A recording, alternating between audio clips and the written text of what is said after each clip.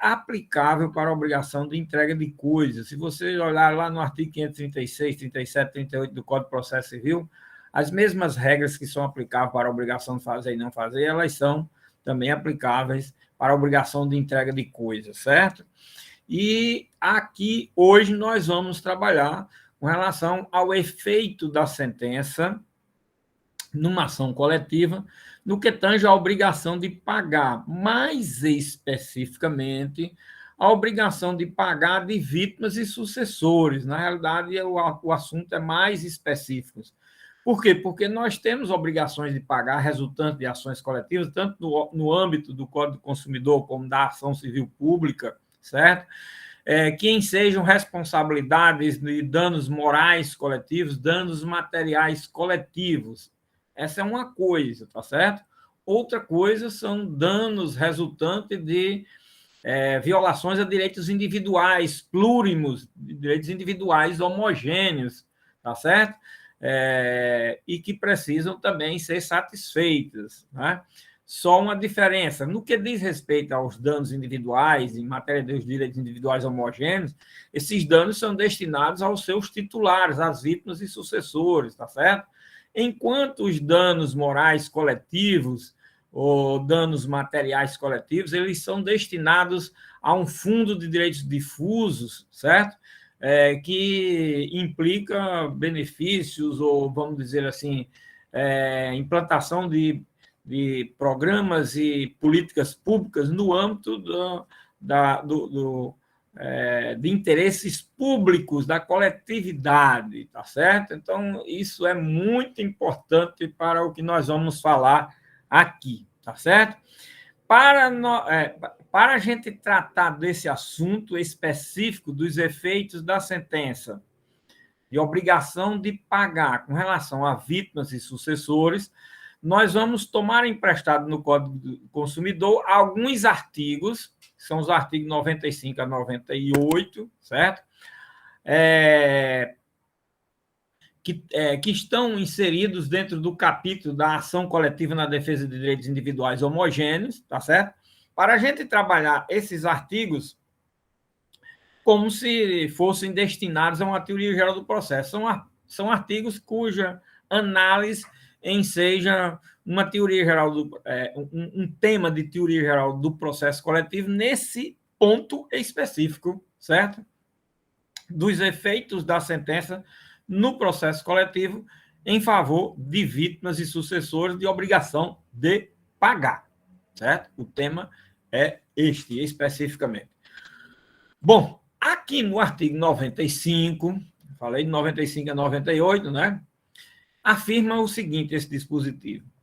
Em caso de procedência do pedido, a condenação será genérica, fixando a responsabilidade do réu pelos danos causados. O que significa isso? Isso significa o seguinte: numa ação coletiva na defesa de direitos difusos, os efeitos da sentença é do tipo de obrigação que se pede lá no campo dos direitos difusos. Sempre obrigação de fazer e não fazer. Falei isso na aula anterior, que o processo coletivo na defesa de direitos difusos ele é vocacionado a ensejar sempre o cumprimento da sentença no campo das obrigações de fazer e não fazer. O processo coletivo na defesa de direitos individuais homogêneos é vocacionado a ter a resultar numa obrigação de pagar as vítimas e sucessores em regra, sem prejuízo de haver, eventualmente, danos morais coletivos ou materiais coletivos, como também só acontecer numa ação coletiva na defesa de direitos difusos ou coletivos estrito sensu. Ok? Muito bem. Pois bem, numa ação na defesa de direitos difusos, numa ação coletiva na defesa de direitos difusos, ele resulta de uma obrigação sempre de fazer ou não fazer e, eventualmente, numa obrigação de pagar danos morais coletivos ou materiais coletivos, certo? Ok? Muito bem. Nós vimos que se alguém individualmente sofre uma lesão individual, em razão da violação desses direitos, certo? porque usa uma água poluída, porque usa sofreu consequência em razão do meio ambiente afetado por alguma lesão, ele pode, nós já vimos isso na forma do artigo 103, ele pode individualmente buscar uma indenização da lesão individual sofrida, não é isso? Agora, quando se trata de ações coletivas na defesa de direitos individuais homogêneos, aí todos têm que ir, porque a ação é destinada a condenar exatamente o demandado, e as vítimas e sucessores serão beneficiadas, todas as vítimas e sucessores, não é? Em razão de um ato ou fato que foi analisado, objeto do processo da ação coletiva, e todos as vítimas e sucessores que não participaram do processo e em favor deles foi ajuizado o processo, já foi diretamente em favor deles ajuizado, serão beneficiados com essa coisa julgada. No primeiro processo, no processo coletivo da defesa de direito difuso, ele é beneficiado de forma, vamos chamar assim, indireta, porque, na realidade, a ação não é para decidir direitos individuais de ninguém, mas fica também genericamente reconhecida. É como se, pelo que nós vimos no artigo 103, é como se o legislador e o juiz, ao decidir, dissesse: olha, os efeitos da sentença condenam a fazer isso, fazer aquilo, restaurar, limpar a lagoa, o rio, despoluir o ar, a água, e vai por aí afora, certo? Dependendo da situação. E, logicamente, poderia dizer assim: alguém que sofreu individualmente alguma lesão pode buscar o seu direito através de uma liquidação e execução. Se um juiz profere uma sentença de forma muito clara no que diz respeito à parte final da sentença, olha, aquela parte conclusiva da sentença, ele dizendo isso, fica uma beleza. Numa ação coletiva na defesa de direitos individuais homogêneos, ele julgando procedente do pedido, julga procedente do pedido para reconhecer os direitos em favor das vítimas e sucessores. Ele não vai dizer o quê? Quanto é que vai caber a cada vítima e sucessor. Por isso que o dispositivo diz, mesmo a sentença sendo genérica, numa ação coletiva, mesmo na defesa de direitos individuais homogêneos, não vou dizer que não existe, porque em direito nunca a gente pode fazer uma afirmativa peremptória, mas é muito insusceptível de ocorrer, numa ação coletiva na defesa de direitos individuais homogêneos, a possibilidade da sentença já ser líquida com relação a cada um das vítimas e sucessores. É muito difícil, mas pode acontecer. Eu vou dar um exemplo aqui que é possível acontecer, embora também não seja exclusivo esse valor. Vou explicar por quê. Vamos admitir que seja uma ação coletiva ajuizada em razão de um lote de automóvel que saiu com um determinado defeito, uma peça lá, com valor de R$2.000, vamos dizer assim. Também peça de um carro hoje, eu acho que nem um parafuso é R$1.000. A peça do carro é um preço quase de uma casa, de um apartamento. Só a peça, fora o carro. Né? O carro já é... Você dá para comprar um carro, dá para comprar não é um lote, dá para comprar um loteamento. E se for... apartamento dá para comprar o edifício. Um carro é tão caro que está desse jeito. Tá? Coisas absurdas, né? Pelo menos os carros que a gente vê o povo aí comprando e anunciado. Nossa Senhora! Então, vamos admitir uma ação dessa, né? É ajuizada a ação, aí o valor da peça, vamos admitir que obrigou a trocar, ou se ninguém quiser trocar, que vá buscar, que a empresa fique na obrigação de pagar R$2.000 pelo valor da peça, ou pela mudança da peça, uma coisa assim, vamos admitir isso, certo? Bom, aí poderia sair uma sentença que poderia ser líquida. É muito raro uma hipótese dessa, mas é um caso. Mas mesmo assim, ou seja, aí é onde eu falei que não há a exclusividade. Mesmo assim, certo? O que pode acontecer? O que pode acontecer é que alguém, em razão dessa peça com esse defeito, ter causado um prejuízo no carro por ter atingido outras peças, por ter havido um acidente, isso, aquilo. Essa pessoa que foi atingida por uma lesão maior do que o valor da peça em si, ela pode ir ao judiciário, certo? Mesmo o juiz tendo fixado aquele valor de R$2.000 pela peça, ela pode ir ao judiciário buscar os dois mais o prejuízo que ela tiver sofrido em razão de uma afetação da lesão, ou de ampliação, ou de maior amplitude da lesão por conta do defeito, certo? Para vocês terem uma ideia, é por isso que eu digo que a gente não fecha as portas totalmente para efeito de uma sentença de um processo coletivo ser líquida. É possível, certo? Bom, quando é de processo coletivo que fixa de indenizações de danos morais, esse é sempre líquido, porque dano moral não pode ser. Dano moral, em regra, não vai se fixar não tem, não tem desdobramento para se fixar em liquidação de sentença. Dano moral é fixado na sentença, porque é uma coisa subjetiva, o juiz tem que dizer logo, vai servir de qual parâmetro. Outros tipos de dano emergente, lucros cessantes, estético, material, esses podem ser apurados em liquidação. Agora, moral, puramente moral, não. É tanto e acabou. E é o que o juiz diz, é o que o tribunal diz, é o que o STJ diz e assim por diante. Certo? Muito bem. Em razão dessa circunstância, olha aí, a sentença é sempre genérica, mas mesmo sendo genérica, certo? Ela tem que fixar a responsabilidade do réu. Fixar a responsabilidade de quê? Reconhecendo a procedência do pedido, reconhecendo a lesão e dizendo que fica cada um das vítimas sucessores com o direito a ser indenizado de acordo com o que for apurado no tocante a cada um deles, do prejuízo que ele tiver sofrido. Tá certo? É isso que diz o dispositivo. Então, quando é julgado procedente o pedido de uma ação coletiva na defesa de direitos individuais homogênea, que isso seria o caso. A condenação será genérica, porque não será exatamente, em regra, líquida, e fixa só a responsabilidade do réu pelos danos causados. Essa responsabilidade é reconhecida de forma genérica, dizendo que cada um pode buscar individualizar através da liquidação e cobrar o valor devido. Certo? Muito bem, fixou bem aí o artigo, fixou bem o artigo 95, né? Aí o artigo 96, ele foi vetado, né? Aí vem o 97 e diz o seguinte: a liquidação, olha, a liquidação daquela sentença do artigo 95 e a execução, aqui, olha, gente, sempre ter cuidado que o legislador utiliza as duas expressões, liquidação e execução. Você sabe que o novo Código utiliza para tudo cumprimento de sentença, certo?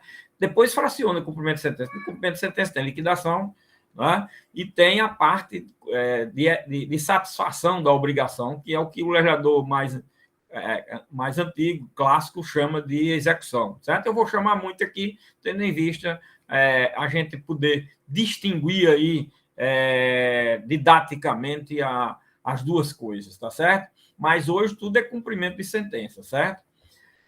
No novo Código de Processo Civil.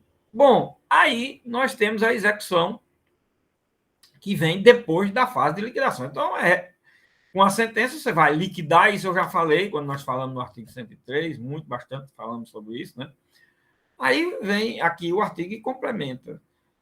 Você liquida e executa a sentença, né? Aí esse artigo 97 diz: a liquidação e a execução de sentença poderão ser promovidas pela vítima e seus sucessores, assim como pelos legitimados de que trata o artigo 82. Bom, o que na realidade está tratando esse artigo 97? De que ele está cuidando?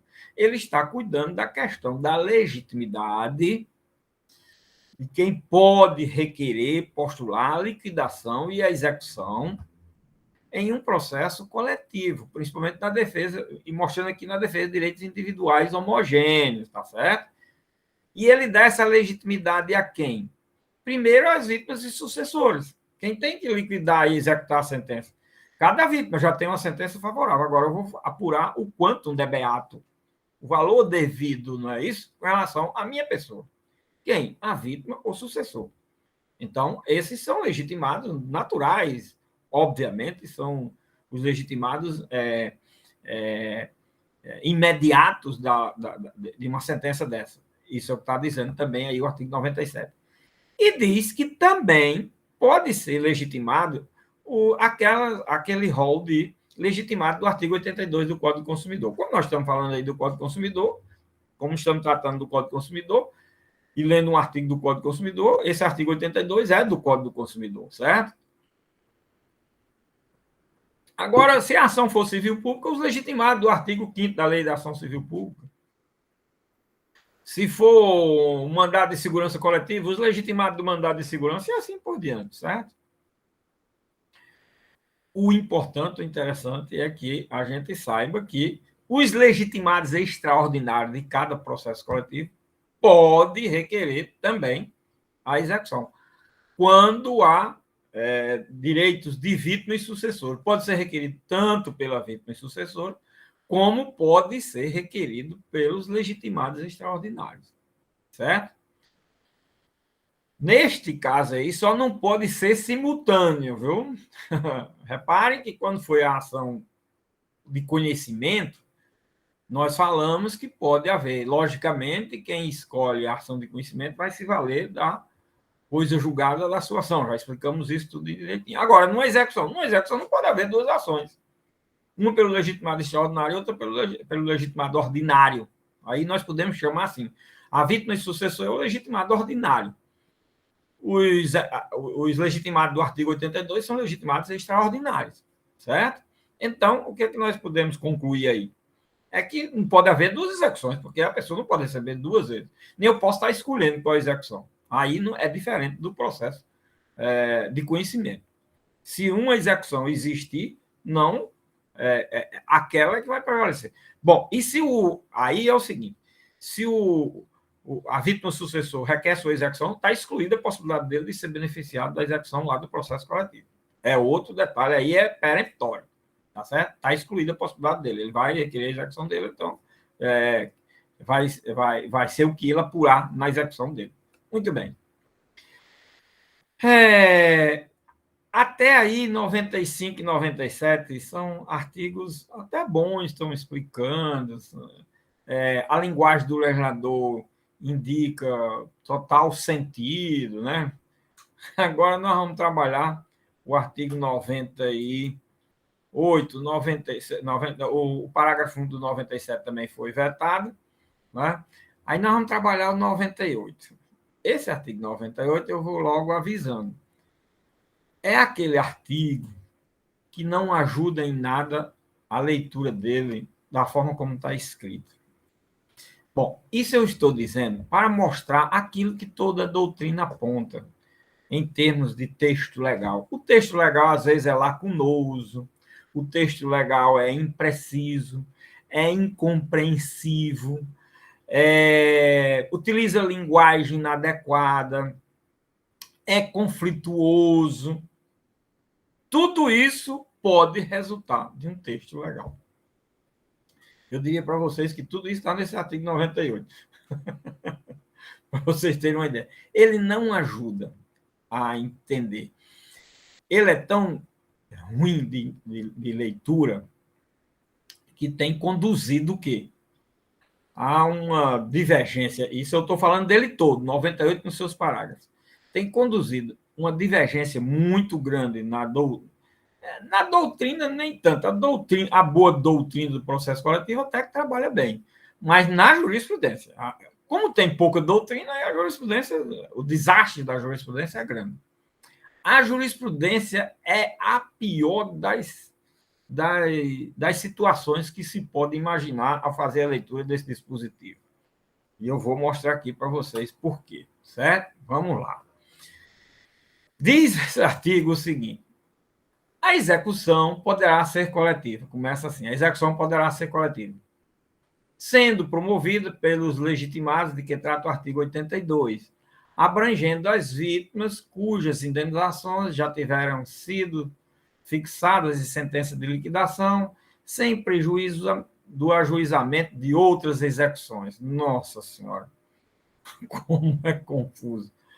A execução poderá ser coletiva. A execução poderá ser coletiva. Por que a execução poderá ser coletiva? Porque a gente viu no artigo 97 que a execução, em regra, é individual, requerida pela vítima e sucessor. Aí ele vai dizer: a execução poderá ser coletiva, sendo promovida pelo legitimado de que traz o artigo 82. Esse sendo aí, ao invés de ajudar, atrapalha. Olha, lá vem as expressões que, ao invés de ajudar, atrapalha. É uma condicional que, se tivesse utilizado no lugar de sendo quando essa condicional até que explicava, mas utilizar a condicional sendo. Aí nós temos o quê? Sendo requerida, promovida ou requerida pelo legitimado que trata o artigo 2. Se a gente trocasse esse sendo por quando, a execução poderá ser coletiva quando promovida pelos legitimados do artigo 82. Não ficava melhor entender, não? Porque pelo menos dá para você entender. Olha, quando a execução for promovida pelos legitimados do artigo 82, ela pode ser chamada, ou ela passa a ser denominada de execução coletiva. É o que está dizendo a primeira parte do dispositivo. Mas aí, o sendo aí deixou mais dúvida do que esclarecimento. Sendo promovida. Bom, mas qual é a expressão correta? Quando promovida. E o que é a expressão correta? A execução pode ser requerida por um legitimado do artigo 82 e, nesta hipótese, ela denomina-se de coletiva. Esse é o problema aí, porque eu vou dizer agora o que está dizendo o contrário da lei. Só que essa execução ela é chamada de coletiva, mas ela não é coletiva, ela é individual. Eu estou utilizando aqui o mesmo argumento que Fred Didier diz no livro dele. O problema é que essa execução chama-se de coletiva e ela não é coletiva, ela é individual. Mas por que é que ela é chamada de coletiva? Só e tãomente só, isso é que é importante, pelo fato de ter sido requerido por um legitimado do artigo 82. Ah, professor, aí vem logo, logicamente, vocês já mataram a charada. Então quando ela é requerida pela vítima e sucessor, ela é individual. Exatamente. Ela já não precisa se fazer interpretação. Quando ela for requerida por uma vítima ou sucessor, já está entendido, compreendido. Ela é individual. Quando ela é requerida por um legitimado extraordinário, ela denomina-se de coletiva. Agora, tanto na individual como coletiva, apesar dos nomes serem diferentes, certo? Na realidade, a execução quanto ao objeto e os seus sujeitos beneficiários, elas são individuais. Por quê? Porque mesmo sendo requerido por um legitimado extraordinário, certo? O legitimado extraordinário vai ter que... por isso que muitos legitimados extraordinários não requerem execução de processo coletivo na defesa de direitos individuais homogêneos. Por quê? Porque ele precisa ter todos os dados e elementos da vítima e sucessor para indicar todos os elementos que levam a dizer quanto é que ele vai receber. E aí, ninguém melhor do que a própria vítima e sucessor para fazer isso através de um advogado seu, que vai conversar, passar informação, etc. Quando isso é feito pelo legitimado extraordinário, ele vai fazer assim, meio aleatoriamente, ou esperar que alguém procure para passar esses elementos, esses dados, e ele requerer essa execução. Bom, até aí, o que eu estou dizendo tem uma certa lógica e tudo. Só que como é que se faz a leitura disso? Não, a execução no processo coletivo é a execução coletiva e toda vida tem que requerer pelo legitimado. Aí ninguém olha, aí esquece do artigo 97. E o legitimado extraordinário tem que fazer a execução de todo mundo que está no processo. A leitura que se faz é essa. Imagina aí. Aí lê o artigo 98 esquecendo logo o anterior. Às vezes não é esquecendo, né? Não lê o 97 e faz a leitura do 98 e acha que ele está dizendo tudo. É por isso que precisa que se faça a leitura sistematizada, certo, minha gente? Olha aí, interpretação sistêmica, né? Olha aí, isso é muito importante. Conhecer todos os textos para poder a gente verificar onde é que tem sentido. Mas a execução no processo coletivo não é requerida só de forma coletiva pelo legitimado extraordinário. Não. Qualquer vítima ou sucessor pode, certo? Requerer o seu processo de execução e de liquidação, certo?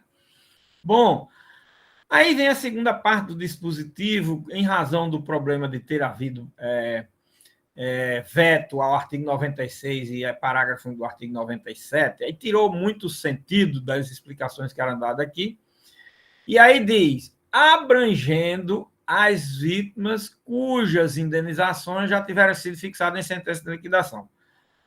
Aqui, na primeira parte desse trecho que eu li, abrangendo as vítimas, quer dizer, o legitimado extraordinário pode requerer, logicamente, com relação às vítimas e sucessores. Não é para ele nem indenização por danos morais coletivos, nem materiais coletivos. É uma indenização com relação às vítimas e sucessores. Se já tiver sido fixada em sentença de liquidação. Bom, se tiver sido fixada em sentença de liquidação, ótimo. Já está liquidado, eu vou requerer só a parte da execução. Mas isso é meio óbvio, né? Aí o legislador foi óbvio demais nesse ponto, mas ele quis dizer que é possível, mesmo já estando liquidado, o legitimado extraordinário requerer a execução em favor de vítimas e sucessores. Na realidade, ele era para dizer isso, em favor de vítimas e sucessores. Mas não foi assim que foi dito, olha aí. A linguagem, como é incompleta, incompreensível. E aí diz, sem prejuízo, ainda vem mais outro problema, sem prejuízo do ajuizamento de outras execuções. Meu Deus, aí lá vem a confusão. Que outras execuções são essas? Aí nós temos o que eu também já falei aqui. Outras execuções pode ser execução por danos morais coletivos, por danos materiais coletivos, que não é a mesma coisa da execução das vítimas e sucessores. Esse é um ponto. Segundo ponto, a execução pode ser que seja requerida aquela execução que eu falei do valor de uma peça do carro. Aí vamos dizer que o legitimado extraordinário diz, olha, eu vou requerer a execução em favor de todos para receber R$ 2.000. Porém, quem tiver um prejuízo maior, que venha à justiça, indique isso e cobre a diferença. Aí, olha, eu estou mostrando que pode existir, no mínimo, duas outras execuções. E existe ainda a questão da execução do artigo 100, que daqui a pouco eu vou explicar. A execução do artigo 100 também, que pode ser requerida, mesmo em processo coletivo na defesa de direitos individuais homogêneos. Quando, professor? Quando, por exemplo, o artigo 100 vai tratar disso, trata disso, tá certo? A gente vai ver. Quando, por exemplo, se trata de uma ação coletiva na defesa de direitos individuais homogêneos de pequena quantia, R$ 5.000, R$ 10.000, 20, 30, 40, 50, que ninguém vai buscar individualmente. Aí o que acontece? Qualquer um do legitimado extraordinário, aí sim, qualquer um da vítima pode buscar, mas eles não vão buscar. Então, o que acontece? O legitimado extraordinário vai e requer uma execução desses valores de forma globalizada e apura numa liquidação por arbitramento. E aí, o valor que individualmente para cada uma das vítimas é 5, 10 mil reais, passa a milhões de reais, mas não é destinado esse valor às vítimas e sucessores, não. É esse valor apurado na forma do artigo 100, já estou adiantando aqui o artigo 100, ele é recolhido ao Fundo de Direitos Difusos. É uma outra forma de execução que não é essa quando é requerida pela vítima e sucessor. Ou quando requerida por um legitimado extraordinário em favor da vítima e sucessor.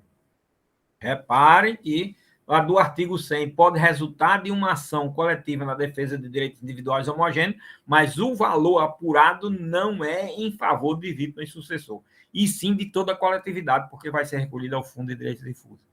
Estão vendo como existem possibilidades e como esse artigo é muito difícil de compreender? Por isso que as leituras são altamente desastrosas. Mas ainda a parte ruim ainda não é essa. A parte ruim vai ser agora nos parágrafos, né? E vocês vão me dar ideias para... Bom, a execução coletiva, aí diz execução coletiva. Aqui vocês já estão sabendo, viu, minha gente? O que é uma execução coletiva? É aquela execução que, mesmo em favor de vítima e sucessor, mas só pelo fato de ter sido requerida por um dos legitimados do artigo 82 do Código do Consumidor, denomina-se de execução coletiva. Olha, então, quando se faz a leitura, a execução coletiva, a gente tem que raciocinar tudo isso. Na nossa cabeça, essa expressão aí, a execução coletiva, tem que entrar de forma completa na nossa mente. A recepção que nós vamos ter da compreensão é essa, a compreensão completa é essa. Na execução coletiva, ou seja, aquela execução que é requerida pelo legitimado extraordinário, mesmo em favor de vítimas e sucessores, olha, é isso, tá certo? Ela será, aí vem aqui, ela será feita ou far-se-á com base em certidão das sentenças de liquidação, se tiver havido, né? Se não tiver havido liquidação, da sentença do processo coletivo, aí vai pedir primeiro a liquidação e depois a execução. Mas se tiver havido liquidação, a sentença de liquidação, da qual deverá constar a ocorrência ou não do trânsito em julgado. Então, aqui, esse parágrafo primeiro está dizendo o seguinte: olha, mesmo na execução coletiva, que é requerida pelo próprio legitimado da ação, ou qualquer outro legitimado do artigo 82, isso foi pelo próprio legitimado da ação, ele tem que se valer da certidão de inteiro teor da sentença com a consignação de que foi transitada em julgado essa sentença. Para poder o quê? Atender aquilo que está lá no artigo 103, e a sentença só produzirá efeitos em favor dos terceiros interessados, de vítimas e sucessores, quando ou após o seu trânsito em julgado. Antes do trânsito em julgado, não pode ser requerida essa liquidação e execução. Estão vendo aí o detalhe por que é? Até que eu acho que a liquidação pode até ser requerida, só não pode a execução, nunca. Certo? Nunca. Por isso, até que eu acho que o legislador, quando disse que pode ser a certidão da liquidação, é porque pode até ter se fazer a liquidação antes, certo? Antes que eu diga de transitar em julgado, certo? E quando transitar em julgado, aí é que eu posso executar, porque antes de eu transitar em julgado, eu não posso executar. Eu entendo que pode até liquidar, porque a liquidação não depende do trânsito em julgado. Agora, a execução depende do trânsito em julgado. É aquilo que eu falei com relação aos efeitos da sentença, a carga eficacial da sentença, que ela adquire uma carga eficacial nos casos em que determinados efeitos já podem ser produzidos a partir da publicação. Eu falei que liquidação é uma hipótese. Mas eu disse que, por exemplo, a execução mesmo provisória só nos casos que estão autorizados por lei. No processo coletivo não está. Certo? Vejam como é interessante esse detalhe. No processo coletivo não está, contra a fazenda pública não está, certo? Só para citar aqui 2 exemplos. Não pode haver execução provisória nesses casos de obrigação de pagar. Também esse detalhe é importante, certo? Muito bem, minha gente. Então, aqui no parágrafo 1º está dizendo que mesmo numa execução coletiva, eu estou acentuando bem esse aspecto para poder a gente entender o parágrafo 2º, porque o entendimento do parágrafo 2º depende do que a gente entender aqui desse parágrafo 1º. Parágrafo 1º, qual é o sentido que eu devo extrair dele, professor? É que mesmo numa execução requerida por qualquer legitimado extraordinário, mesmo que seja aquele mesmo legitimado que ajuizou a ação, está no processo, ele, se for requerer uma liquidação e execução da sentença, ou execução da sentença em favor de vítima e sucessor, ele tem que se valer da sentença e da certidão do trânsito em julgado dessa sentença do processo coletivo. Entendeu bem aí? Entendi, professor, mas ele vai fazer o quê com essa certidão? Espera aí. Aí vem o parágrafo 2º agora. Exatamente o desdobramento está no parágrafo 2º. O parágrafo 1º não dá essa resposta, mas o parágrafo 2º dá essa resposta. Qual é a resposta? Aí ele diz: é competente para a execução, o parágrafo 2º do artigo 98. É competente para a execução o juízo. Né? O juízo. Qual o juízo? Primeiro, da liquidação da sentença ou da ação condenatória no caso de execução individual. Olha aí. Qual é a execução? Agora apareceu uma execução individual? Olha, agora apareceu uma execução individual. Na leitura que a gente faz do dispositivo. Mas eu já falei que existe a execução coletiva. Quando o legislador qualificou uma execução aí de coletiva, é porque existe uma individual. E qual é a individual? Aquela que é requerida, aquela cujo legitimado é a vítima ou sucessor. Essa é a execução individual. Tá certo? Ela é requerida onde? Se já tiver havido liquidação, no juízo, eu tiro uma certidão, vai ser no juízo da liquidação ou no juízo da ação condenatória.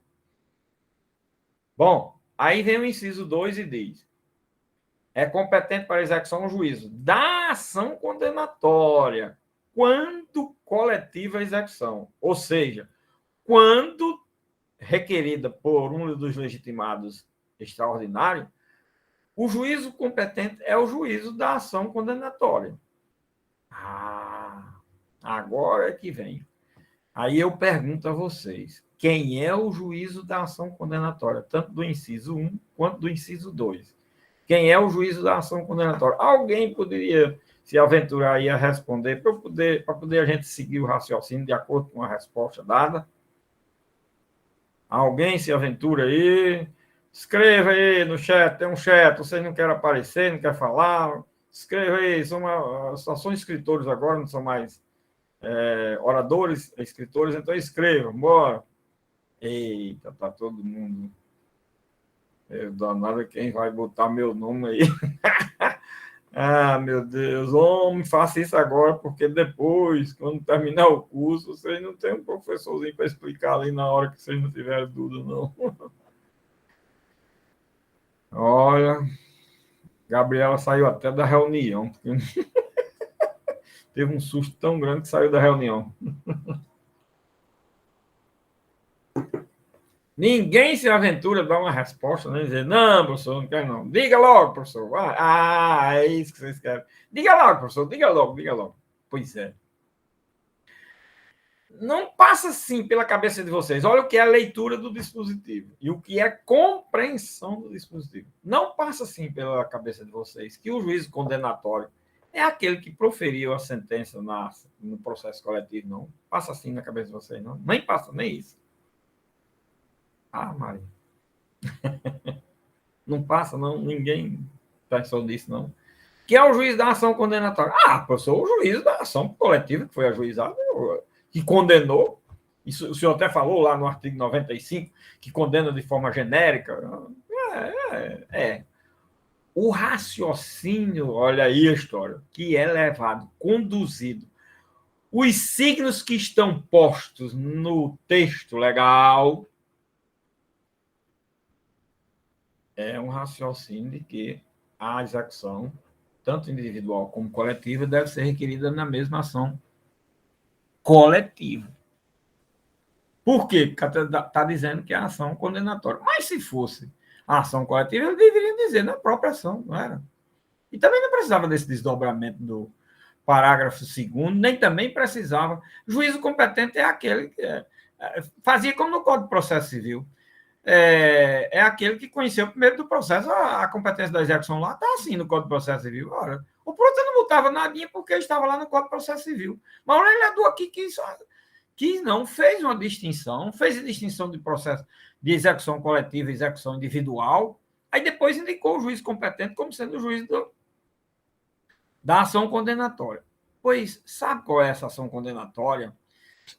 Esta ação condenatória, embora o legislador indique, aponte que a gente deve raciocinar ou ser conduzido a raciocinar que a ação condenatória seria a ação coletiva, não é.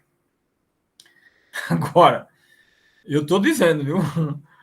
E alguns autores, né, na doutrina. Agora, a jurisprudência brasileira, coitado, depois sofreu 25 anos. Depois de 25 anos, nos últimos 5 ou 6 anos, já tem julgado do STJ que não fez uma leitura ainda completa, mas já deu um indicativo. Bom, e os juízes hoje estão aplicando essa regra por força de decisão vinculante do STJ. Porque sabe qual é a ação coletiva, condenatória? A ação condenatória é aquela ação que eu teria ajuizado se eu não tivesse esperado o resultado da ação coletiva. Se eu tivesse ajuizado minha ação individual na cobrança do valor, na cobrança da indenização correspondente ao valor do meu prejuízo, dos meus danos, tá certo? Esta é que é este é que é o juízo competente. Por que aí não é o juízo do processo coletivo? Porque o parágrafo, o artigo 97, não, o parágrafo primeiro, aliás, olha, está dizendo que mesmo na execução coletiva, ela é requerida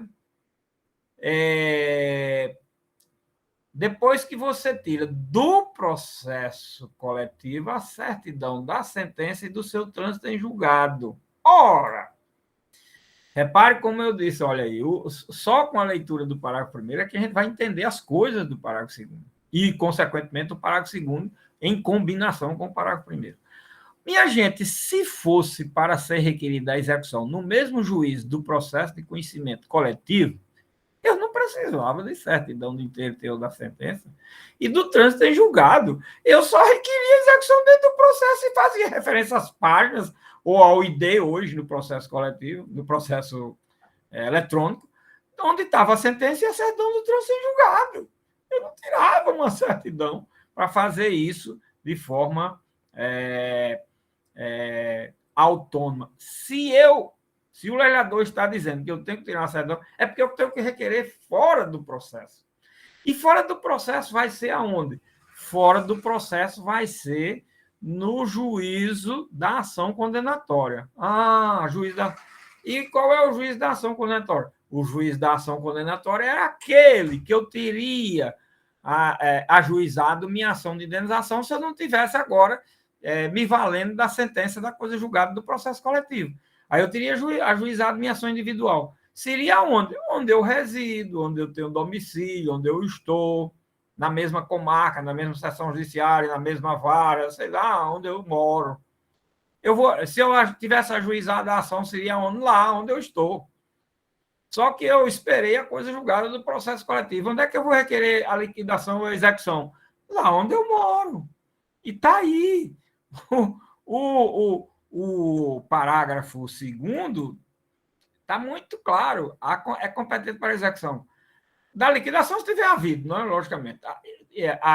Ou da ação condenatória.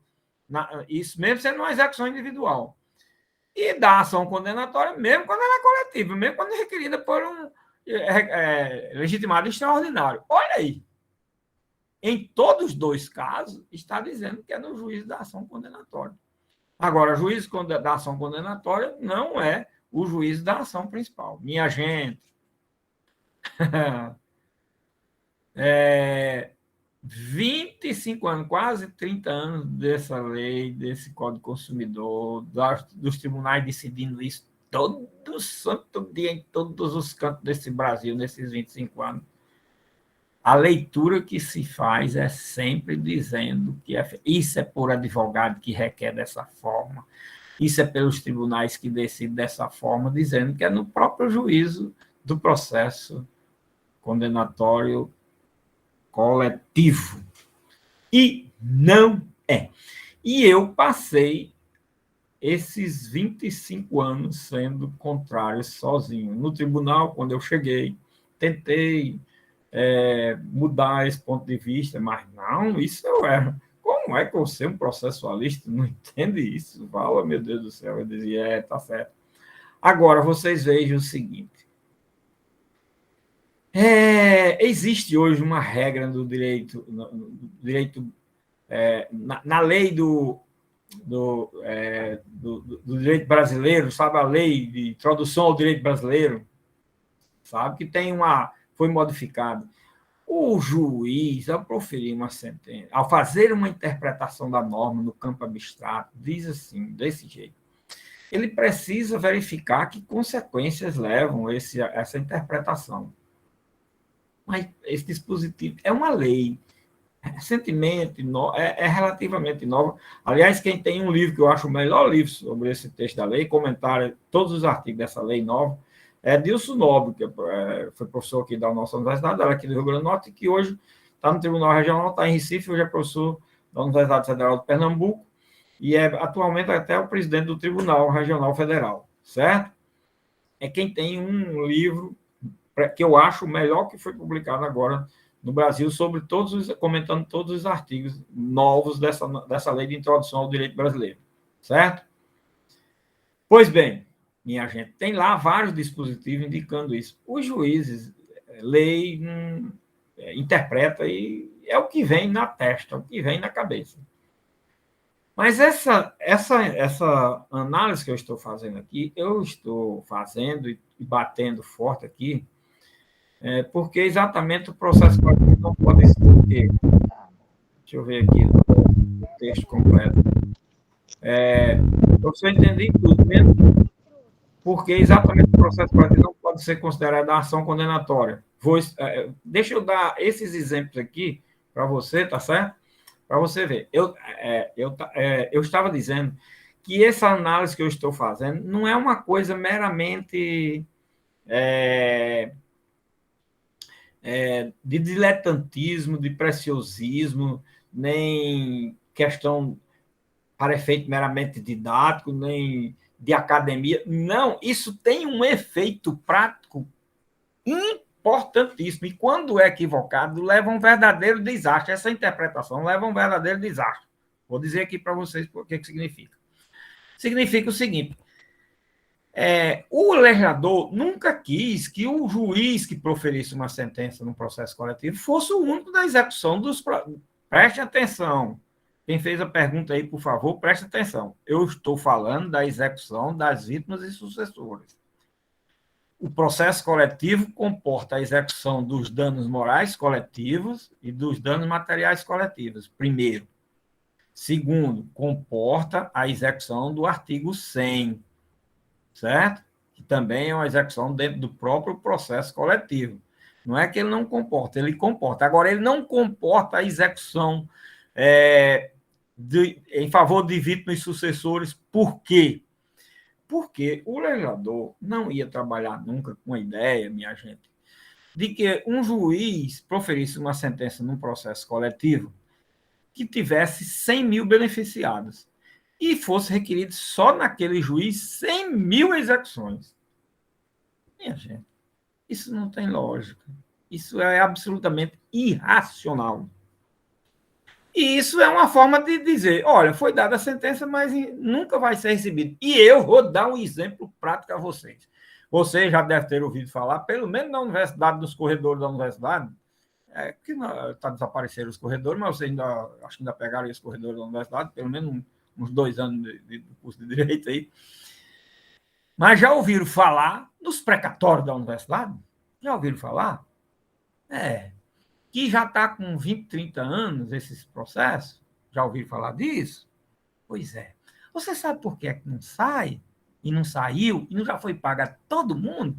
Porque estão fazendo e requerendo desse jeito. A Justiça do Trabalho não entende de forma diferente. Se não, todo mundo, se tivesse requerido cada uma a sua execução, todo mundo já tinha recebido. E outra coisa, não tinha havido nenhum barulho, nenhuma reclamação que a universidade tinha desfalcado milhões. Agora, quando é um só para pagar de uma vez só, são milhões e milhões, e isso torna-se difícil, impossível, e tumultua e não se paga. Aí vem a maioria, uma boa parte dos professores, não estão ouvindo falar, já morreu, parece que bem 60 professores. Ninguém sabe se os filhos e os netos vão receber, porque é uma execução tumultuada, tudo dentro do processo. E olha que são só dos professores da Universidade Federal do Rio Grande do Norte, que não são milhares e milhares, não. Talvez chegue a 1.000, 2.000, 5.000, 10.000, que seja. E quando for uma de 100.000, de 1 milhão de pessoas, de 10 milhões que são beneficiados pelo Brasil inteiro? Tem lógica isso? Então, quando o legislador disse, aí aqui eu respondo, primeiro pela absolutamente ilogicidade do direito, o direito não trabalha com essa ilogicidade. Uma das coisas que tinha direito e agora não tem mais era, inclusive, lógica para mostrar que era para você interpretar dentro de uma lógica. A lógica do direito tem muita lógica formal, inclusive quem faz, às vezes, é um curso ou algum período de curso na área técnica, quando chega em direito, começa achando bom, porque diz, mas, rapaz, engraçado, o raciocínio é o mesmo. É, porque o direito tem muita lógica formal. O direito, no que diz respeito à classificação dos institutos jurídicos, os conceitos e as suas características, é lógica formal. Certo? Agora, quando se aprofunda a interpretação em vários outros ângulos, aí o direito passa a utilizar uma lógica material, porque é uma ciência social, não pode gozar da lógica formal com exclusividade, como é a matemática, como é as ciências técnicas. Pelo amor de Deus, não dá para ser. Aí tem que ter. Aí entra para o direito a chamada lógica material, que é muito trabalhada por um autor mexicano, acho que você já ouviu falar, Recassin Sitges, é o autor mais conhecido no mundo como o livro dele, Filosofia ou Teoria da Lógica Material, porque ele é o autor que mais trabalhou esse tema no mundo, certo? Ah, bom, tem mais outros autores também. O próprio Dworkin trabalha, o próprio Alexis trabalha, todos esses autores trabalham também, certo? Mas quem escreveu uma obra específica de fôlego foi Recassin Sitges, certo? Mexicano. Bom, minha gente, então começa logo pela lógica. Segundo, como o legislador trabalha com certa lógica, ele diz expressamente, aí vem a questão, respondendo a pergunta, aliás, sua pergunta, a pergunta que foi feita é exatamente essa explicação que eu ia dar ainda, completar. Né? O próprio legislador está dizendo, olha, você tira a certidão quando execução de vítima e sucessor, seja na execução coletiva, quando requerida pelo legitimado extraordinário, seja quando requerida pelo próprio vítima sucessor, você tem que tirar uma certidão do inteiro teor da sentença e do trânsito em julgado. Isso significa dizer que você não vai requerer essa execução dentro do processo. Se não tivesse lógica nenhuma, o legislador está dizendo, olha, você não vai requerer essa execução dentro do processo. Mas aí, para justificar a preocupação de por que não é dentro do processo coletivo? Porque dentro do processo coletivo ia causar, o legislador sabe, isso vai causar um tumulto e uma vedação da satisfatividade desse direito. A realidade é essa. Certo? Aí, minha gente, quando atende-se o que está na lei, o que, que vai acontecer? Cada vítima ou sucessor vai requerer sua execução ou liquidação da sentença lá onde ele estiver. Então, 10 mil processos, 20 mil processos, 100 mil processos, 100 mil processos que for distribuído de execução, vai ser em 100 mil, em 100, 200, 300, 500 mil, 10 mil juízes diferentes. Aí não vai haver aquela acumulação numa vara só, vai haver a distribuição das tarefas. Aí, logicamente, fica mais fácil de se trabalhar isso, certo? Não vai haver um pagamento único com dificuldade dos cofres públicos pagar aquele valor estapafúrdio absurdo de uma vez só. Olha aí, tudo é facilitado. E aí eu vou e digo, que é a questão da lógica do direito. Olha, uma interpretação em matéria de processo, quando for para tornar inviável ou dificultar de forma muito acentuada a dinâmica, a finalidade do próprio processo, é porque essa interpretação está equivocada, minha gente. Vamos procurar saber onde é que está o erro dessa interpretação. E este é um caso, mas, professor, esses desembargadores, ministros, passaram 20 e tantos anos. Eles não sabem nada desse ramo do direito, minha gente. Vamos ser francos. Eles não sabem. Vocês, quando terminar esse semestre, a Maria, que vocês não saibam 10 vezes mais do que qualquer ministro do Supremo sobre esse tema. Se não quiserem saber, pega as aulas, vão assistir os livros, vão ler. que vocês agora já têm bibliografia, vocês têm as aulas, vocês têm uma orientação explicando pelo menos o que é. Você pode até mudar de ideia, de posição em determinados assuntos, mas tem uns assuntos que não tem para você correr, não, é aquilo mesmo. Certo? E você vai dominar, e você vai saber que eles estão errados. Mas eles estão errados porque, professor? Não é porque eles erram, porque querem, nem nada, não, é porque eles nunca estudaram essa matéria, eles não têm uma visão sistêmica, uma visão macro da matéria. Vamos ser bem realistas e mostrar que todo juiz não tem todo o conhecimento de todas as áreas de direito. Não tem. Eu fui juiz 30 anos, minha gente. Eu tenho uma certa... Fui beneficiado com uma certa vantagem nesse aspecto, porque eu não fui juiz especializado. A Justiça Federal, no tempo que eu trabalhei, quase não tinha, quando eu saí da equipe do tribunal, quase não tinha especialização. Quando eu saí, tinha havido as especializações, fazia uns 2 anos. Eu tinha trabalhado mais de 20 anos, 18 anos, com todos os processos. E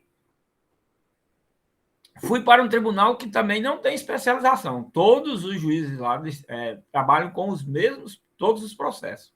Então, o que aconteceu? Eu tinha que estudar tudo para poder julgar.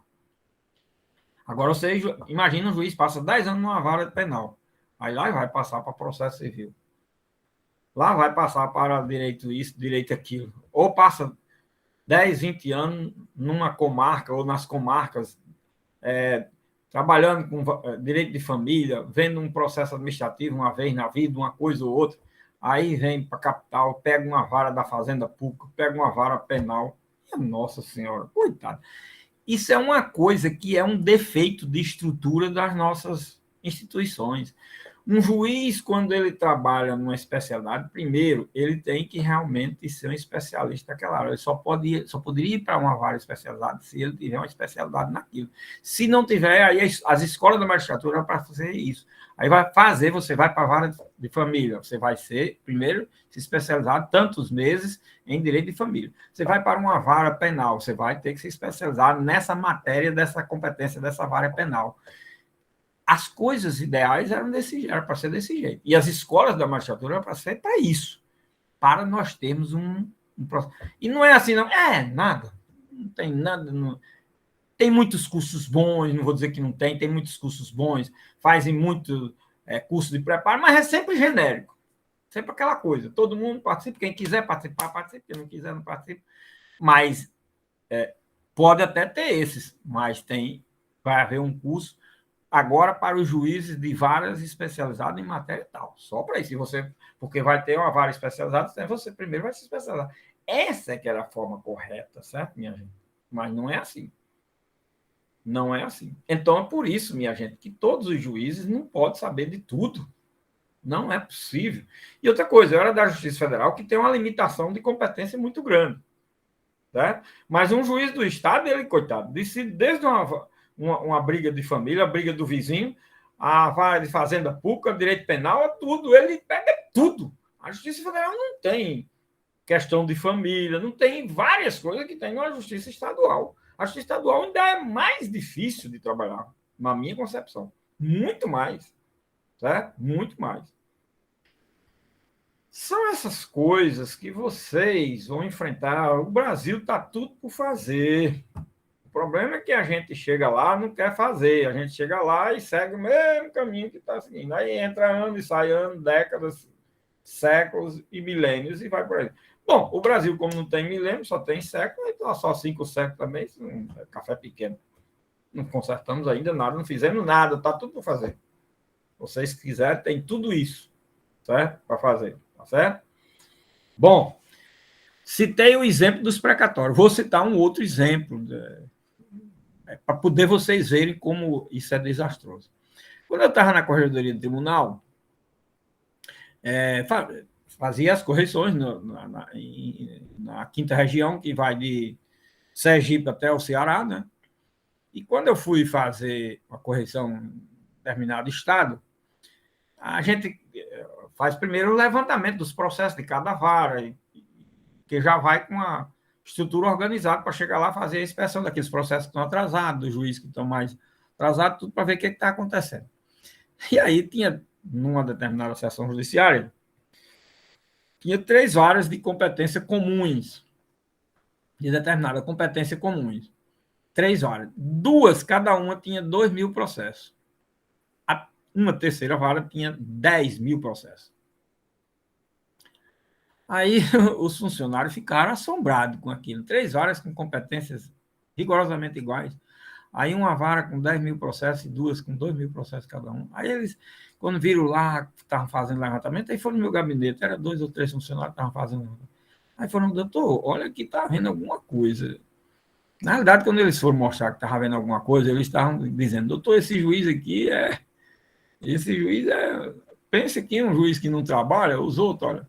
Essa vara, na verdade, eles estavam querendo dizer isso, né?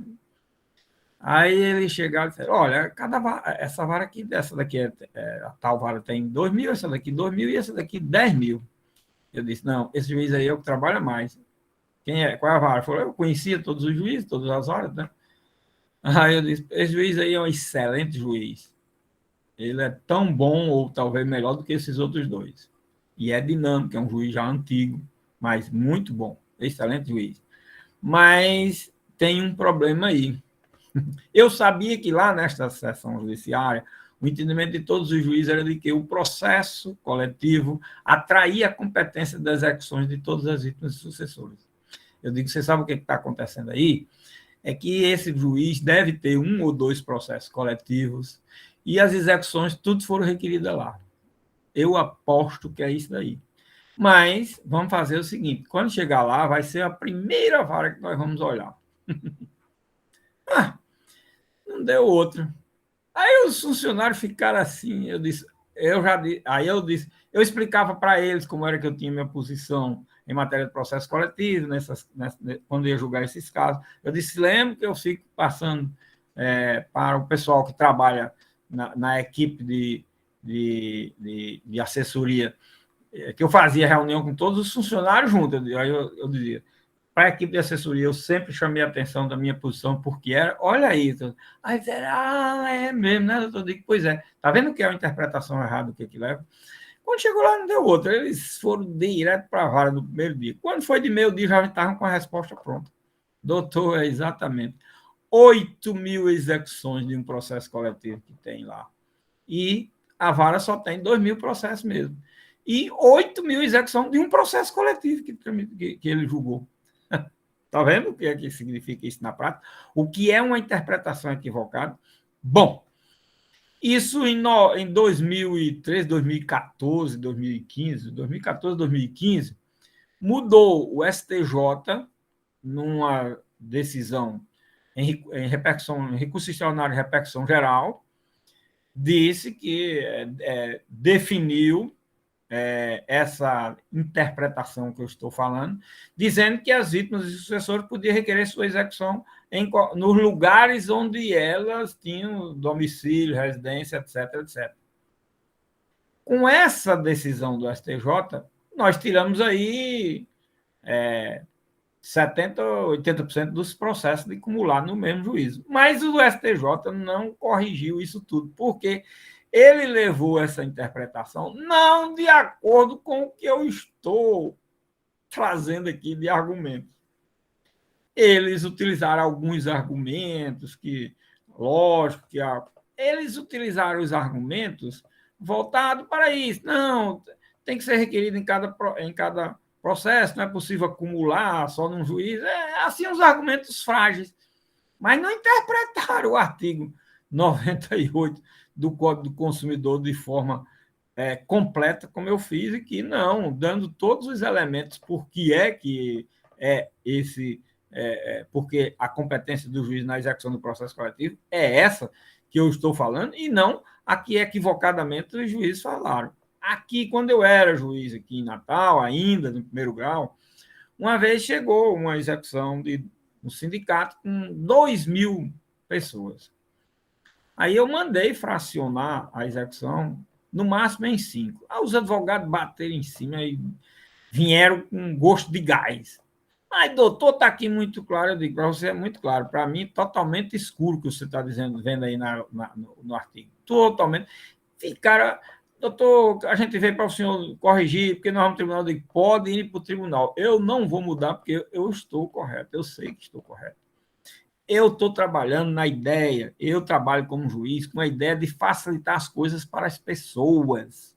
Eu não estou trabalhando na ideia de facilitar o trabalho de vocês. Eu sei que o trabalho de vocês está muito facilitado. Só uma petição com 200, 300 páginas e não sei quantos volumes de anexos de cálculo, e vocês agora têm que distribuir isso em 5 em 5, eu sei que é um absurdo. Olha, e eu vou dizer, na realidade, eu mandei fracionar em 5 para facilitar um pouco, mas na realidade eu sou favorável que seja só de 1 em 1. Cada vítima e sucessor requeira o seu. E se for o sindicato que requeira, ele requeira cada execução de cada um. Sabe por quê? Porque sendo dois, se um tem um problema, atrapalha o outro. Se um vai ter um erro do cálculo, um problema de cálculo, um problema de informação que não chega, aí tudo vai ser ter que resolver em relação a ele, e o outro é quem está lá com prejuízo que o processo não sai do lugar com relação ao outro. E ao passo que se for só um, o que está tendo prejuízo sem ter o problema já estava adiantado, e esse outro está atrapalhando ele. É assim, minha gente. Quem entende alguma coisa de processo, eu só estou há 53 anos dentro desse negócio. Já com 53 anos, já vou para 54 anos dentro disso. Eu conheço esse negócio. Eu conheço como é que funciona um processo. Talvez eu não saiba o processo no campo científico, mas de como é que funciona o processo, eu sei. Aí pode trazer o Papa. Eu discuto com ele até os processos canônicos.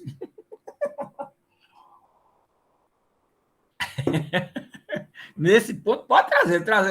Aliás, os processos canônicos hoje estão tendo até uma certa velocidade. Os processos canônicos demoraram muito, 50, 100 anos. Eu vou contar um aqui muito interessante. Uma vez eu estava num cartório do interior, aí chegou um advogado, era até do Banco do Brasil, e tinha um processo lá, o pobre, toda semana, todo mês vinha lá, procurava saber, aí tinha uma petição, aí o advogado, aí chegava o advogado e dizia, cadê o processo? Aí o juiz, abra a vista fulano, aí abria, aí vinha para ele. Aí já ia com bem 10 petições de cada lado. Um fazia uma petição, ele mandava abrir vista ao outro, o outro falava, ele mandava abrir vista ao um e assim por diante. Aí o advogado chegou e aí irritou-se, disse, mas não é possível uma coisa dessa.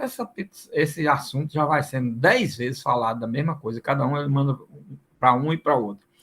E o escrivão, mesmo assim, no balcão do cartório, no balcão do cartório, assim, escutando.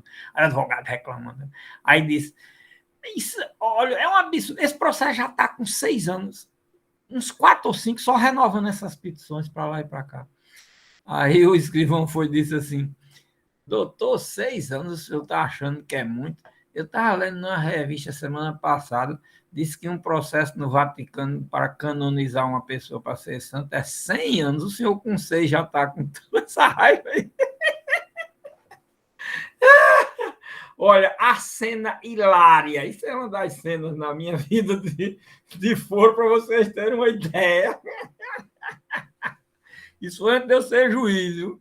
Aí eu disse, minha Nossa Senhora, eu digo, mas a gente é testemunha nesse mundo de muita coisa. Para vocês terem uma ideia, tá vendo? Mas, doutor, com 6 anos o senhor tão chateado assim. Pois eu vi uma notícia que no Vaticano um processo para santificar alguém é 100 anos no mínimo. Hoje as santificações estão ocorrendo em 5, 6 anos, estão ocorrendo mais rápido do que o processo dos cartórios aqui. Ai, meu Deus, é fantástico, né? Isso daí. Pois é, minha gente. Vou dar outro exemplo. Esse é antes do processo coletivo. Antes do processo coletivo, existia muita questão do litisconsorte. Então, as ações, ao invés de você ajuizar uma ação coletiva, ajuizava uma ação com 100, 200, 300 pessoas. Certo? Esse aqui era o problema. Era muito bom para o advogado, que uma petição só ele fazia, tinha 50 páginas de nome das pessoas, agora a identificação das pessoas, e 3, 4 páginas do conteúdo da petição. Mas ele fazia só uma. Bom, quando eu passei no concurso, já tinha uma jurisprudência muito forte do Código de Processo Civil para o juiz poder fracionar essas execuções, porque elas se tornavam, olha, já era discutido em processo individual, que tinha muitos autores, já era discutida essa questão. Aí tinha um advogado aqui muito famoso, professor da universidade, e uma das figuras exponenciais, professor Raimundo Nonato Fernando, pode ser que tenha gente aí, parente, amigo, conhecido da família, qualquer coisa, minhas homenagens ao grande professor. E eu privava de uma certa amizade com ele, porque ele me conhecia desde o tempo de cartório. E isso, para mim, é uma grande honra, e um exemplo que eu tive na minha vida sempre de homem sério, um advogado exemplar. E ele era um administrativista, era um administrativista e tinha muitas ações na Justiça Federal, que lida mais sempre com ações em matéria de direito administrativo. E era considerado um administrativista do Rio Grande do Norte, indiscutivelmente o maior administrativista do Brasil, um dos maiores, né? E aí, quando eu ingressei na magistratura, passei 2 ou 3 anos sozinho aqui no Rio Grande do Norte, e nessa época, tudo que era advogado em cada uma das varas que tinha, eu trabalhava sozinho, passava por mim. Né? Aí, um determinado dia, um funcionário chegou e disse: rapaz, doutor Barros, o doutor Raminato Fernando teve hoje lá embaixo na secretaria, olha, ficou chateado, disse tanta coisa com o senhor, contra o senhor. Eu digo: mas, homem, pelo amor do Deus, professor Raminato Fernando, fazer uma coisa dessa. Por que você não mandou ele subir? Ele estava tão chateado que não queria falar comigo, não. Tá certo. Mas, homem, eu fiquei... Por quê? É o seguinte, é porque aquele processo que tem 50 autores dele, ele requeriu a execução dos 50 autores. Aí o senhor mandou fracionar para 5 no máximo para cada um. 5 pessoas em cada processo. Aí ele ficou esse menino de como processualista, entende? De processo dele, que tempo que era de cartório, e faz uma coisa dessa, não sei o que lá, e tal, porque ele ficou chateado que ia fazer 10 petições, 10 execuções com 5 autores, né? Bom, aí passou, eu esperando que ele viesse, doido para encontrar um dia ele lá na justiça, para conversar e tal, nada, nunca mais tinha encontrado, né? Encontrei, né? E quando foi assim, um ano, mais ou menos um ano e pouco depois, aí um dia eu estava no gabinete e a secretária disse: doutor Barros, doutor Raminato Fernando está aí, disse que queria uma palavrinha com o senhor. Aí eu tive um susto, eu digo: vixe, Maria, ele passou mais de um ano para vir me dar um batido hoje. Ele deve vir com gosto de gás. E eu digo: oportunidade ótima. Eu digo: agora eu vou explicar. Aí ele entrou: professor e tal. Boa tarde, Barro. Ele era muito sério, muito. Boa tarde, Barro. Professor, diga o que é que eu posso fazer, lhe ajudar e tal. Aí ele disse: olha, eu vim aqui. Eu disse: professor, eu estava muito precisando falar com o senhor. Eu soube que o senhor, um tempo desse, esteve aí, ficou chateado com o despacho. Eu disse: peraí. Eu vim aqui exatamente para falar isso. Mas eu vim para falar e lhe dar os parabéns e fazer uma homenagem. Aí, essa eu vim pessoalmente. Quando eu falei mal de você, eu fui embora. Mas hoje eu vim para elogiar e fazer uma homenagem a você. Eu tive um susto quase que cai. Mas o que foi, professor? Ele disse: é o seguinte, eu fiquei muito chateado com aquele seu despacho, mandando distribuir as execuções, mas eu quero... Por que é que eu vim hoje aqui? Porque isso decorreu um ano e aquelas execuções daqueles processos que você mandou fracionar, todas já foram pagas e as pessoas receberam. As outras varas, dos processos que você mandou fracionar, as outras varas não mandaram fracionar, e eu achando que os juízes estavam certos, até hoje nenhuma foi paga. Você não queira saber a minha situação no escritório. Todos os clientes eram dele, veja aí as coisas como são. Então, a minha situação, você não queira saber no escritório quanto aborrecimento eu tenho tido. Por quê? Porque chegam as pessoas que já receberam os seus valores e dizem: doutor, o que está acontecendo? Que não recebeu ainda. O que está acontecendo com o meu processo? Que fulano, cicrano, beltrano já se recebeu. As pessoas conhecidas, né? Os processos são de pessoas de repartições, tudo conhecido. Aí diz que os que não tinham recebido chegam no escritório, só falta me matar. Dizendo: olha, até hoje. Aí ele vai explicar: porque esse juiz. Aí ele explicando que ele era contra. E justificando: é porque esse juiz fez um processo só para tudo. Ele foi quem requereu, né? E esse outro esse outro não, ele mandou pagar de um em um, olha, todo mundo recebeu. Mas como é que pode o senhor... Não, é... Aí ele disse, eu vim aqui para prestar homenagem. Você realmente entende de processo. Você sabe como é que funciona um processo. Isso foi a maior lição que eu recebi na minha vida. Professor, pelo amor de Deus, o homem já estava aposentado da universidade, com mais de 60 anos. Eu dou uma lição. Não, você me deu uma lição de processo, porque eu não imaginava. Eu disse, professor, eu queria muito ter falado com o senhor no dia e dizer, se o senhor não se convencesse, eu até revogava o despacho. Ia fazer do jeito do senhor. Mas para dizer ao senhor que eu fiz para beneficiar as pessoas, porque eu sei disso. Na época eu já tinha mais de... Eu já tinha no mínimo uns 15 anos ou 20 dentro de justiça. Eu vejo isso e eu sou indignado. Então, eu fiz porque eu sei que estava fazendo uma coisa que beneficiava seus clientes. E o senhor vir me dizer isso me deixa muito aliviado, porque, graças a Deus, eu fiz correto. E eu continuo assim, ele disse, faça todos assim. A mesma coisa eu digo a vocês com relação aos professores da universidade. Se fosse requerida execução por execução, já tinha recebido tudinho, tudinho tinha usufruído do seu dinheiro, tinha usufruído em vida e receber. O que está aí, ninguém sabe quando é que vai receber. Fizeram um acordo agora, está até havendo uma eleição, disseram com um abatimento de 65%. Olha... você passa 20, 30 anos, ainda para chegar e fazer um acordo com 65% a menos, para receber 35%. Depois de 20 anos. E ainda mais cantando de galo. Quem quiser receber, é desse jeito, porque se não for desse jeito, nunca vai receber. Tá vendo como são as coisas? Pois eu digo que quem quiser receber, primeiro do que esses que vão fazer o acordo, faça sua execução individual que você recebe. Porque aí vai para...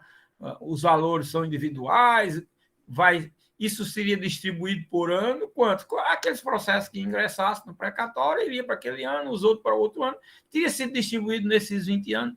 Todo mundo já tinha recebido, e quem quiser receber, se quiser receber, é desse jeito. Pronto. Agora eu faço igual uma coluna que tem no estado de São Paulo. Falei e disse. Pronto. Falei. Pronto. É assim. Falei. Pronto. É exatamente isso. Eu conheço, eu sei disso. Não é recebido, não vai ser recebido nem pelos filhos, nem pelos netos, se for por um valor desse. E se for de forma global, não vai ser recebido. Pronto. Falei. É isso mesmo, viu, minha gente? Não tenho medo de errar. Pode vir. Eu passei a vida vendo isso.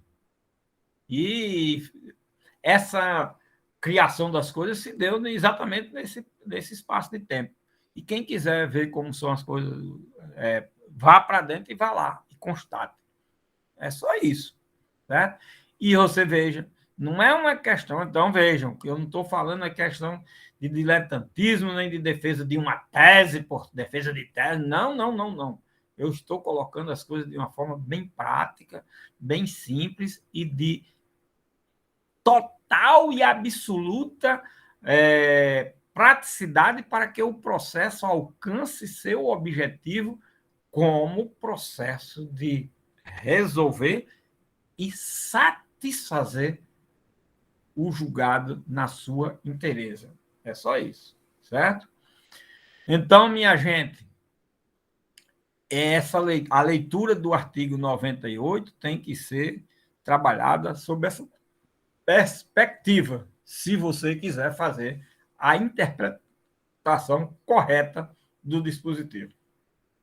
O restante, lamento dizer, mas estão todos errados nesses 20 e tantos anos. E quem não mudou de ideia, e quem não mudar, lamento, mas está errado. Não é a interpretação correta para uma boa aplicação do direito e do processo.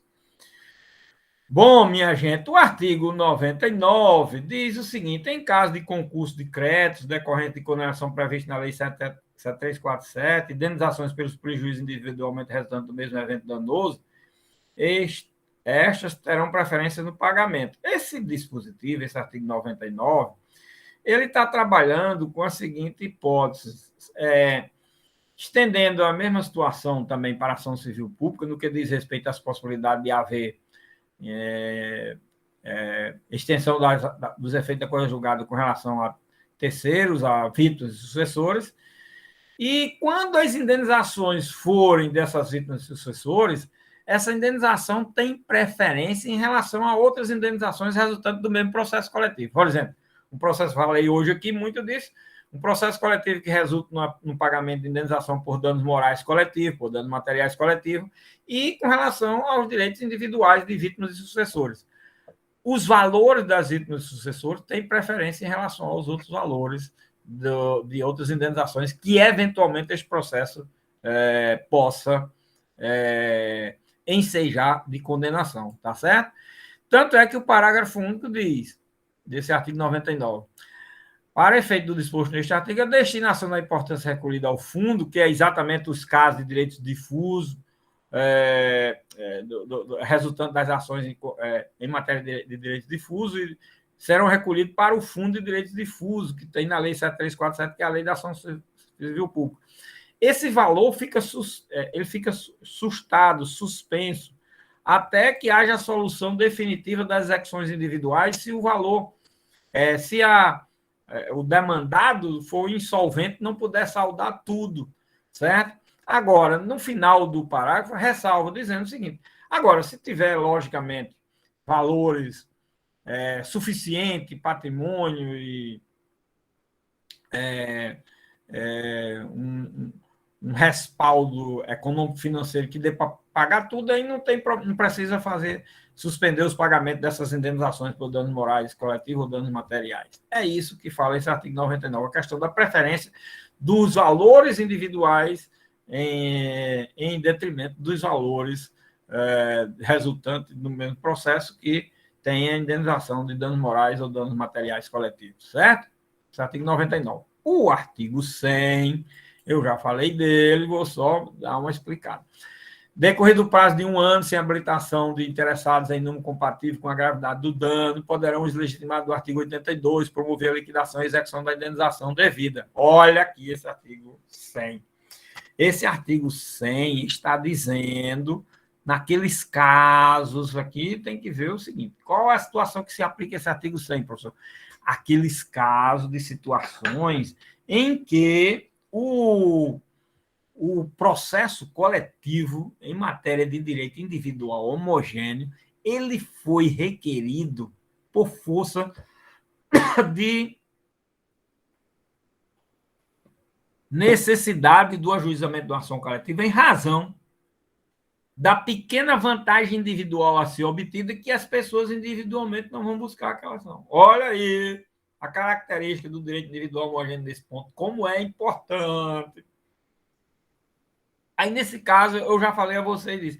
Mas, professor, se o valor é individualmente susceptível de ser buscado, para que serve essa ação, afinal? Olha aí, vem o artigo 100 e diz, olha, quando as vítimas sucessoras não forem, ele dá um prazo de quanto? Um ano, né?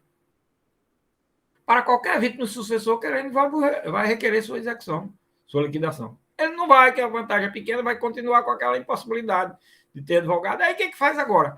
Aí os legitimados, aí nesta execução, aí é só o legitimado do artigo 82. Tá vendo? Como é diferente aí? Por isso que veio o artigo também explicar.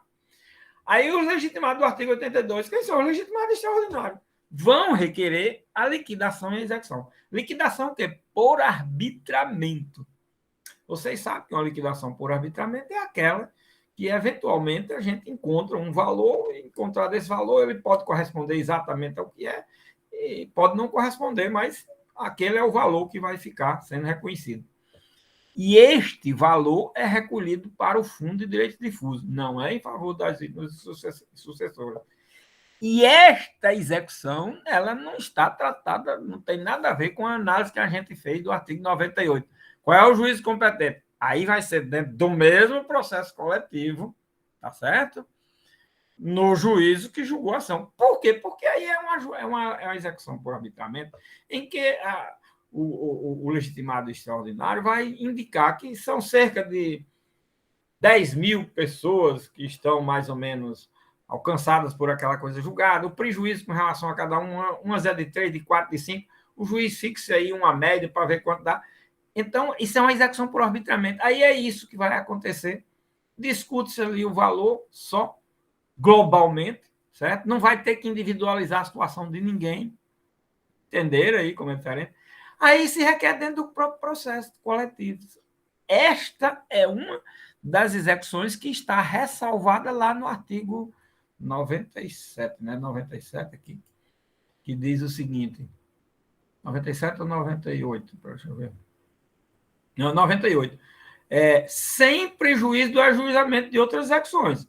Estou citando aqui o exemplo da execução de valores baixos individualmente, mas que representam no global, às vezes, milhões e bilhões de reais. E esse valor é apurado no processo coletivo e o valor apurado vai para o Fundo de Direito Difuso. Essa é uma execução que é feita no próprio processo coletivo, por isso tem aquela ressalva lá. Outra execução que é feita no processo coletivo é com relação aos danos morais coletivos e aos danos materiais coletivos, se da sentença resultar esse tipo de dano. Esse daí, esses danos morais coletivos, danos materiais coletivos, esses são cobráveis no próprio processo coletivo e pelos legitimados, só pelos legitimados do artigo 82. Entenderam aí o detalhe da história? É por isso que na parte do artigo 98 existe a ressalva de sem prejuízo de outras execuções, porque o que está se falando ali são das execuções concernentes às vítimas e sucessores, para indenizar vítimas e sucessores. Olha aí, quando a gente lê o conjunto de artigos que cuidam de uma forma direta e indireta desse assunto, no conjunto, como sai uma leitura que é a leitura que se deve seguir, dada a compreensão que leva para se ter uma boa aplicação da norma. E aí a interpretação é uma só. Existe sempre uma interpretação melhor, mais completa e quase perfeita, ou pelo menos é a mais perfeita naquele momento histórico, naquele momento em que está se analisando, certo? Quando ela tem a questão da sua completude de análise. Na hora em que você diz, professor, e por que é que os juízes e os tribunais passaram 20 e tantos anos decidindo errado? Eles decidem errado por dois motivos. Eles se valem daquela expressão, da expressão de ação condenatória que está no artigo 98, dizendo que a ação condenatória ali é a ação coletiva. Eles não têm trabalhado antes com aquela questão de que existe uma ação condenatória quando eu ajuizo individualmente minha ação. É uma ação condenatória também para condenar a minha pessoa, condenar alguém a me indenizar a minha pessoa. Certo? Quando você tem essa visão, você sabe que não existe só a ação condenatória do processo coletivo. Existe essa outra que é possível existir. Aí é essa que faz. Segundo, ele vai lá para o artigo do Código de Processo Civil, aí vem aquela história que eu digo sempre, cuidado em aplicar a regra de processo civil e processo coletivo. Se você não compatibilizar a aplicação de regra de processo civil no processo coletivo, às vezes é um desastre. Quando você faz a interpretação de processo civil, quando ela é incompatível no processo coletivo, não faça essa interpretação, não traga esse dispositivo porque não vai ajudar. E vou dizer, lá no Código de Processo Civil diz o seguinte, que o juízo competente da execução é o juízo que julgou a ação principal. Pronto. Olha como é fácil.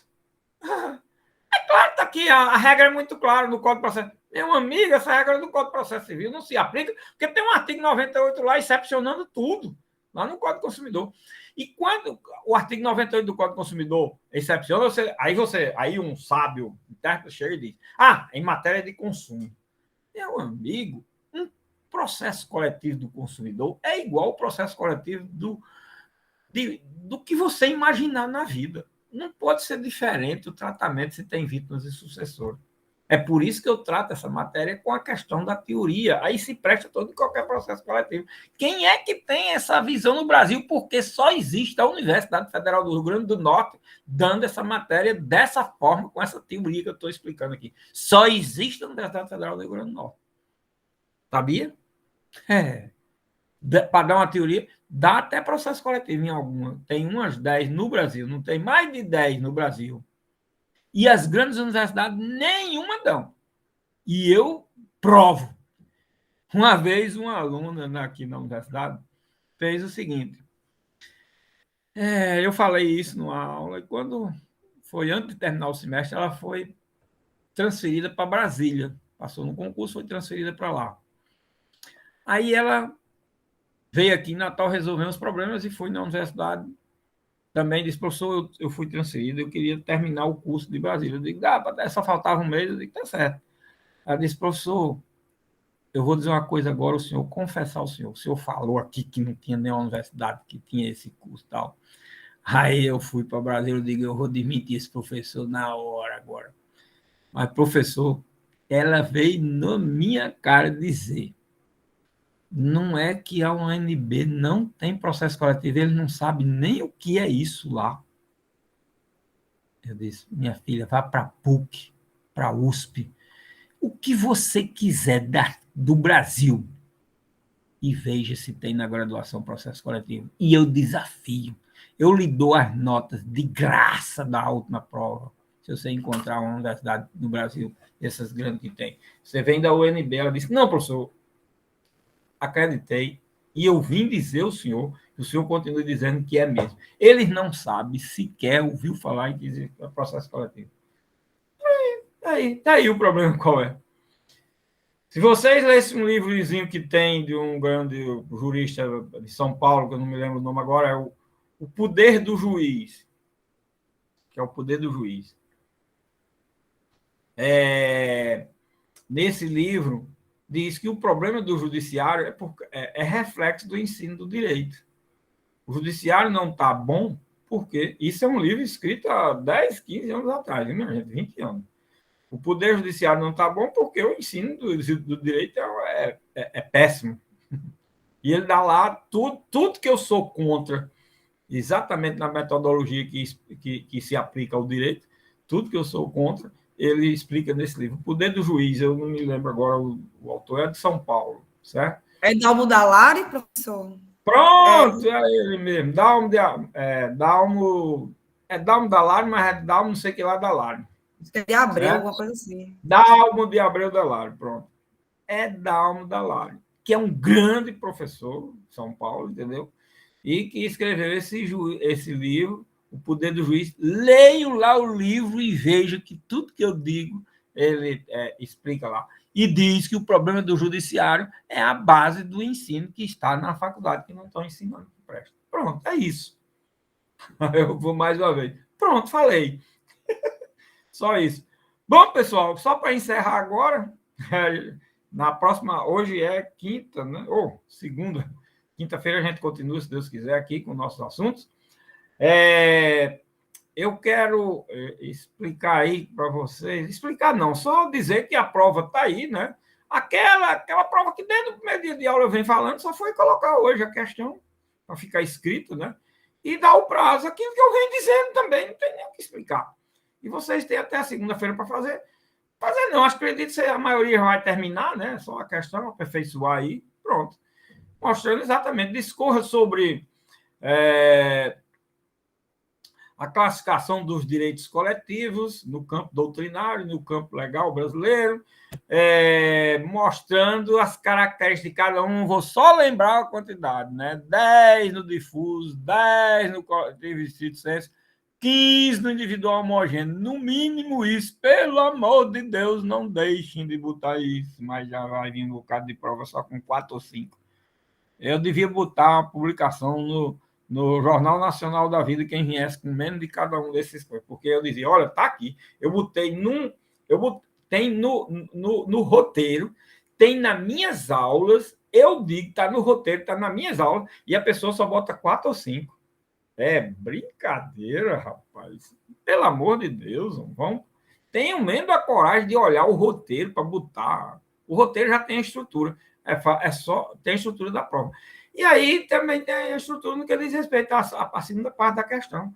A evolução a evolução doutrinária do conceito de legitimidade no processo coletivo e a evolução legal e constitucional, quer dizer, previsto nas leis e na Constituição em matéria de legitimidade no processo coletivo. Tá isso aí lá, pelo amor de Deus. Mas aqui, por exemplo, como tem só 20 e poucas pessoas, tem 30 e tanto na turma, já tem mais de 10 aqui que não está escutando isso e não vai trazer. Só esse daqui já não vai trazer. Eu aposto, entendeu?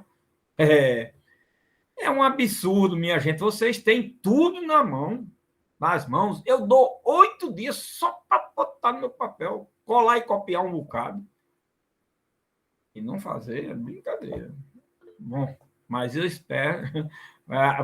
Muito bem, João. Gostei. Surpreenda, João. Eu confio, eu estou cegamente acreditando e confiante. Obrigadão, João. Gostei aí do seu positivismo. Muito bem, Matheus. Tem dois que vão tirar 10 aí, tá vendo? Olha. Beleza.